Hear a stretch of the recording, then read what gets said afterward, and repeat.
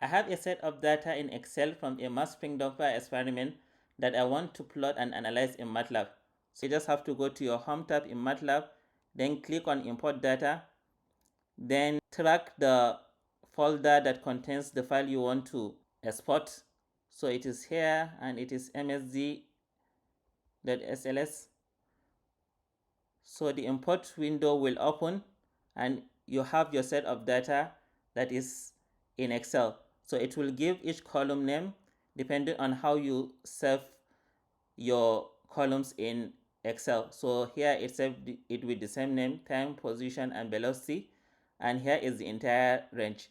However, I may want to work with a part of the data. So you can select a range here and the range will update as you can see. However, I want to work with the entire data.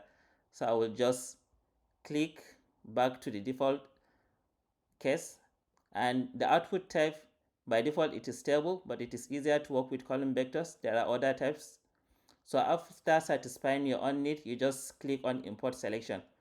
So your data will appear on the workspace as you can see. You can plot it using the plot tab, and if I want to plot my position against time, so since time is in the x-axis, I will click it first, then the position, and then click on plot.